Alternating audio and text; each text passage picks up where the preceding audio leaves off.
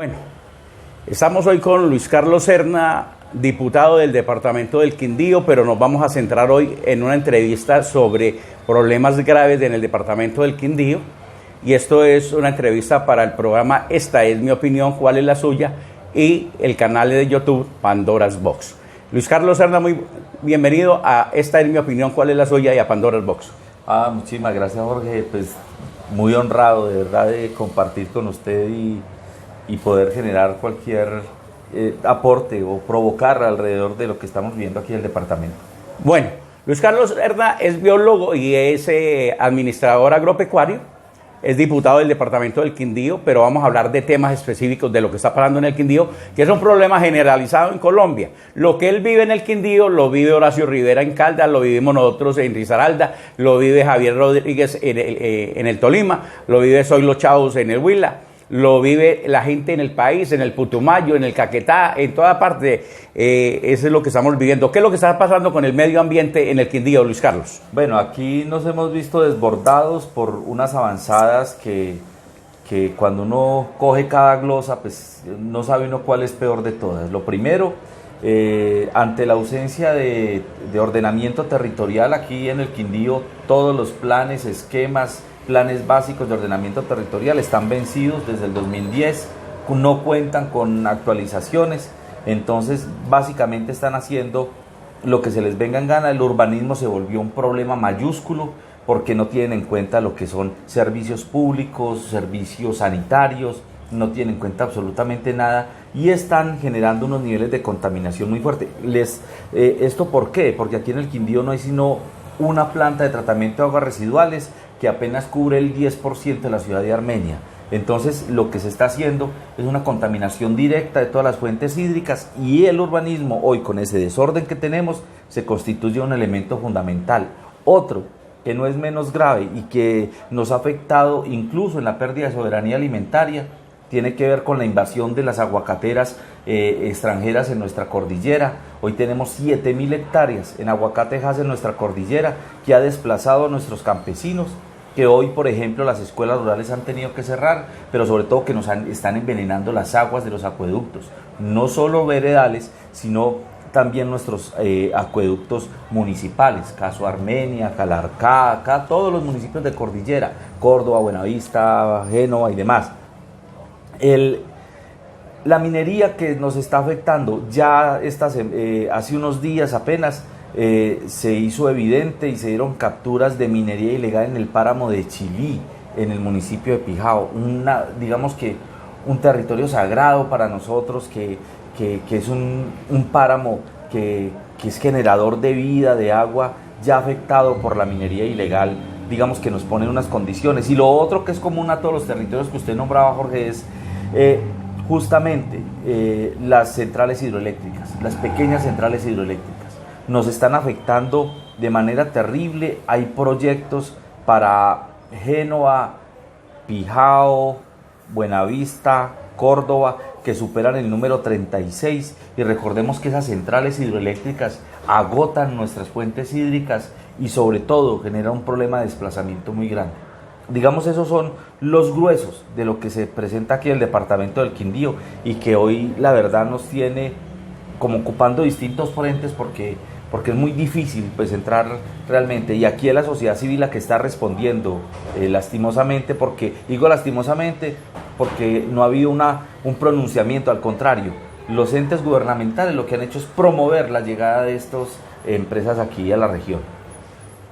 Carlos, hemos estado viendo a través del tiempo y en las redes sociales el esfuerzo que ha venido usted haciendo para la participación activa de la ciudadanía en el Quindío. ¿Cuál es el ejercicio que viene haciendo usted para que la gente realmente participe en la acción política y que se dé cuenta realmente qué está sucediendo? Esto es bien interesante porque es simplemente, digamos, que recordarle a la gente que nosotros, quienes ocupamos cargos públicos de representación ciudadana, estamos haciendo un ejercicio de representación ciudadana y que nosotros no llegamos aquí individualmente, llegamos representando toda una sociedad y todos unos intereses que deben, digamos, que tocar a toda la sociedad.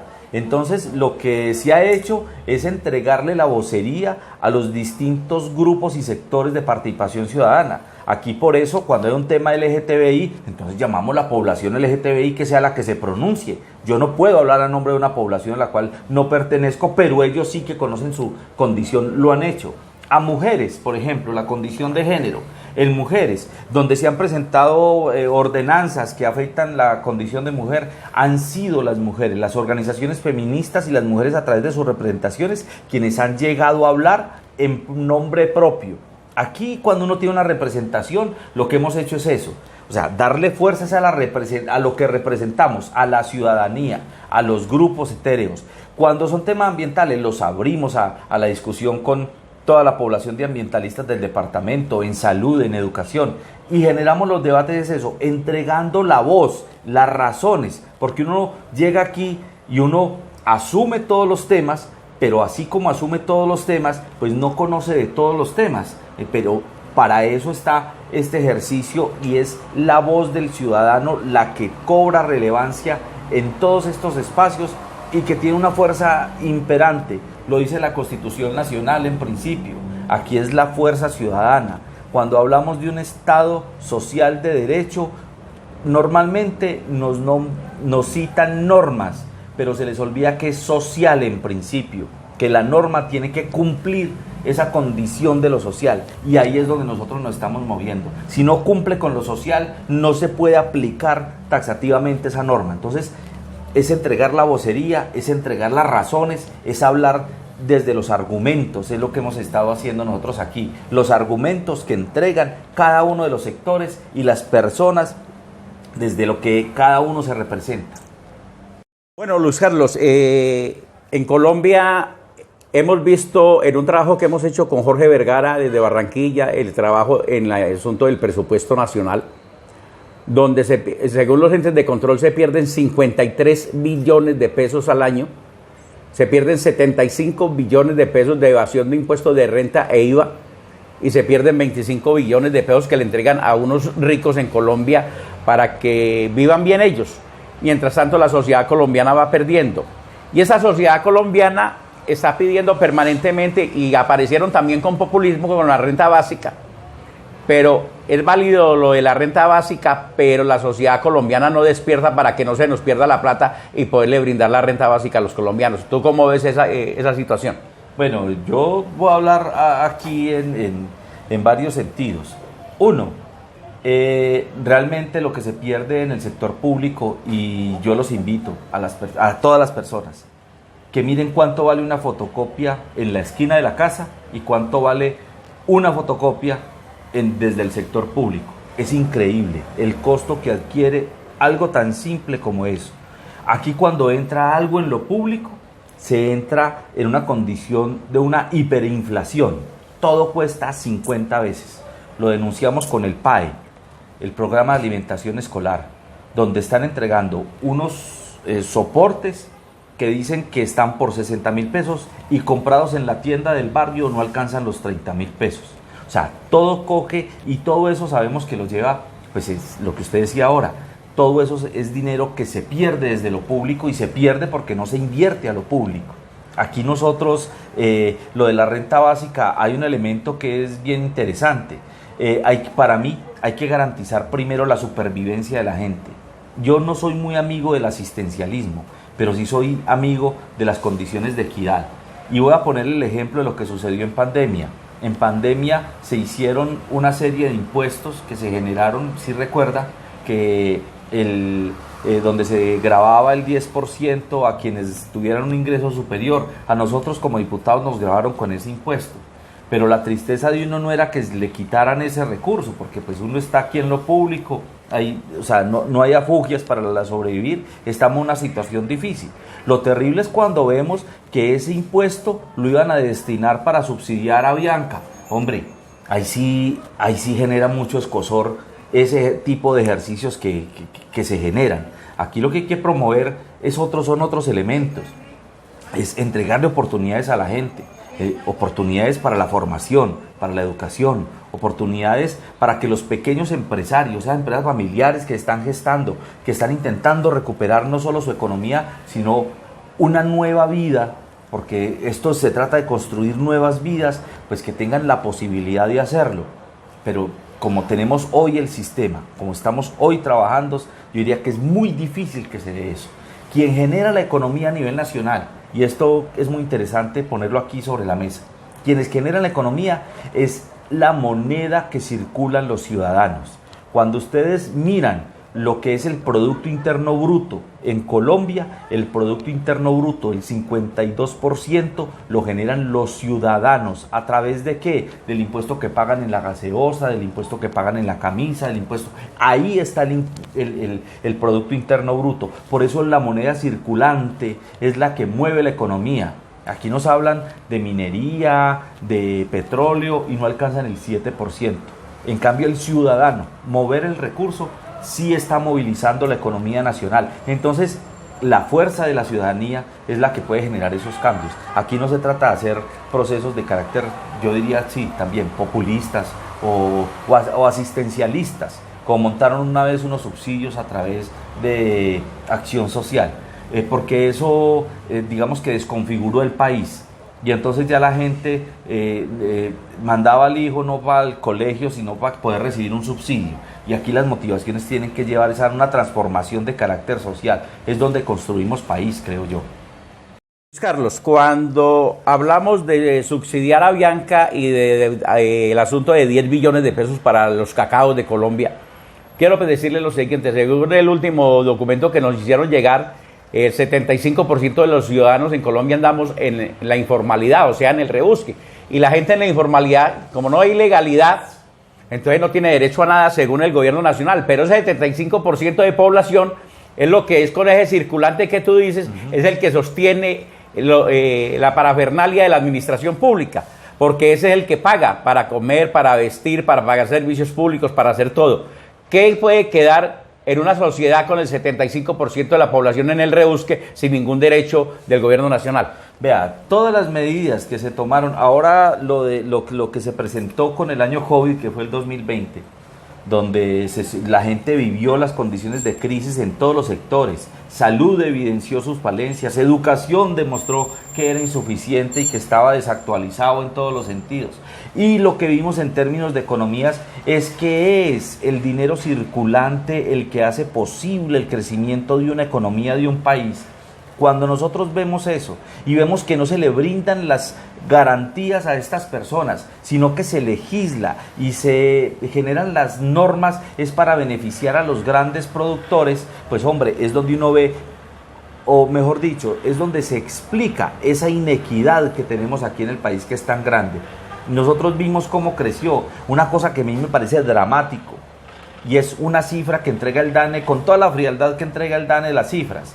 Y es que dice que en Colombia las 2/3 partes de la población redujo el número de alimentaciones al día. Eso es dramático, porque no estamos pensando en los niños, en el futuro, en las mujeres gestantes, en la tercera edad, en quienes deben de cumplir con unos requerimientos que son lo básico que es la nutrición. Vea, voy a poner un ejemplo que parece a mí que es dramático.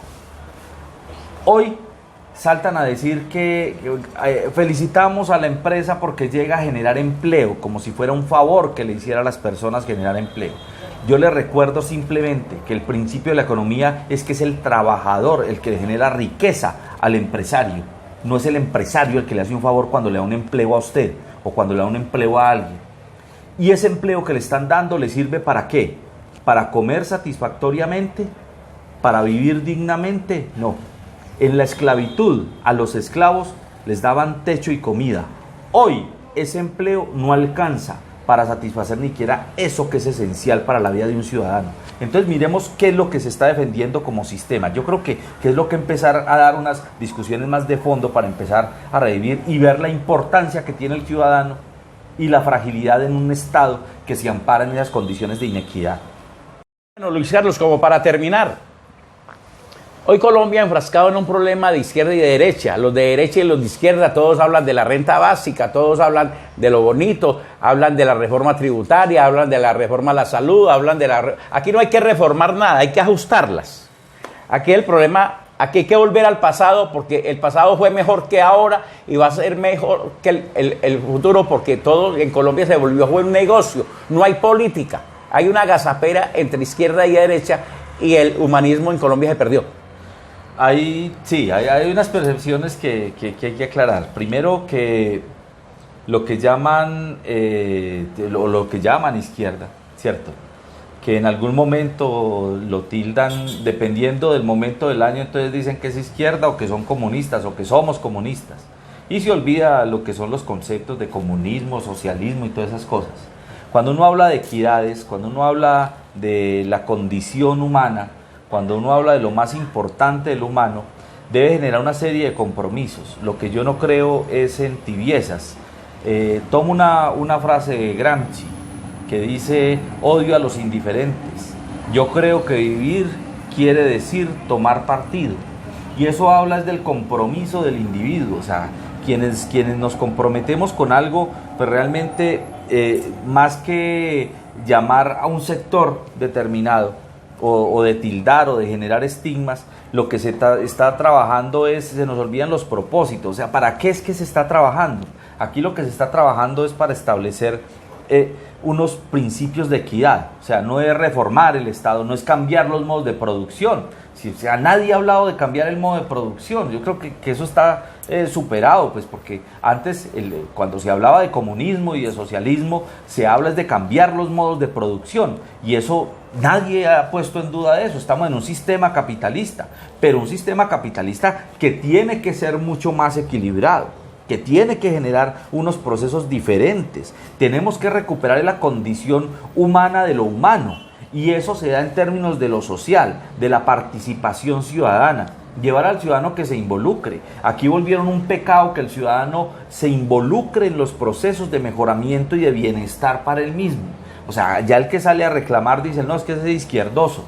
Entonces es mejor mantenerlos soterrados en esa caverna, en ese modo casi que esclavista, porque no le alcanza ni para la comida. El esclavismo, había alimento y se preocupaban por el esclavo que le generaba eso. Ahora no se preocupan ni siquiera por eso, porque cada vez tratan es de recortar digamos que con lo que cuentan los trabajadores, y que no les alcanza para absolutamente nada. Aquí lo que se trata es de generar procesos donde nosotros podamos establecer unas nuevas formas de relación entre unos y otros. O sea, no esos desequilibrios tan marcados, que es lo que más o menos pretenden hoy desde todas las formas y expresiones de Estado implementar. Por eso el sector rural se quedó en el fondo de lo que es una nación, que nos hemos movido, digamos, desde ahí, desde la economía rural. El departamento del Quindío, que es un departamento rural digamos, por excelencia, olvidó el campo, se lo entregó a unos monopolios. Entonces, frente a eso, perdimos soberanía alimentaria, empezamos a generar mayores crisis ambientales porque la huella de carbono se amplía, hay que traer la comida cada vez más lejos, todo se encarece. Y aquí se habla de que el turismo es para todos, cuando quienes se benefician son los 3 o 4 empresarios que tienen unas empresas, pero que a la gente del común no les llega. Las economías no se mueven en el mismo sentido. Entonces, eso es lo que uno empieza a mirar. Aquí no se trata de decir derecha o izquierda, porque ya o sea, en ninguna parte está la discusión de cambiar el modo de producción. Aquí lo que estamos hablando es de un sistema, es las formas en que se asume el desarrollo, que no es el cemento, que no es el encarecimiento, que no es el contar con más productos, es poder garantizar la calidad de vida de los ciudadanos. Y ahí es donde uno encuentra los principios de equilibrio, que no se obtienen sino es de otra forma diferente que con la participación ciudadana. Bueno, Luis Carlos, me dio papaya para preguntarle una cosa ahí que es importante. Si dijiste que existen 7.000 hectáreas de cultivo de aguacatejas, o sea, no hay cultivo de café. Nos quedamos con el título de departamento cafetero y hablan de paisaje cultural cafetero, y aquí tienen que venir a hablar es de el paisaje cultural aguacatero. Sí, y no cultural, sino el paisaje aguacatero, porque recuerde que lo que nos dio el atributo fue justamente lo que representaban los campesinos cafeteros, sus tradiciones. Los 14 atributos corresponden a la tradición, al alimento. Todo se refleja en el plato de sancocho. Sí, en el plato de sancocho que nos contaba, por ejemplo, la diversidad de productos que se generan en la finca, la yuca que se arrancaba de ahí, el plátano, la gallina que estaba en el patio, hasta la sobremesa se sacaba de los árboles, que era la limonada o la naranja.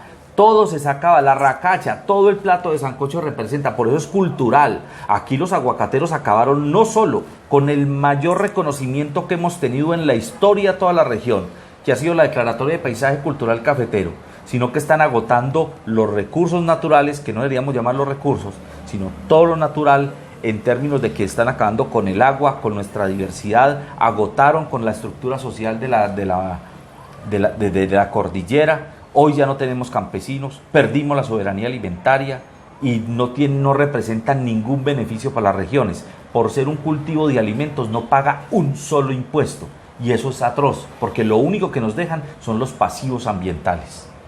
Luis Carlos, muy amable por estar con nosotros. No, Jorge, muchísimas gracias. Siempre dispuesto, mano, aquí a conversar en este espacio muy agradable. Muchas gracias. Bueno.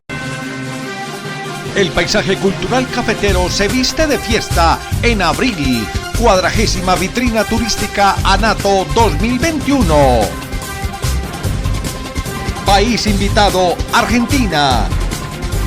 Destino nacional invitado, Cundinamarca y Bogotá. Ha llegado el momento de unirnos para reactivar el sector turístico. Invitan Granja San Isidro, EasyFly, Gobernación de Risaralda, Green Grupones, Adara Calme Spa, Comer Sano, Paisaje Cultural del Café.com, Andina Quindío, Lotería de Bogotá, Fontour y Colombia Online. JG Producciones y Ventaneando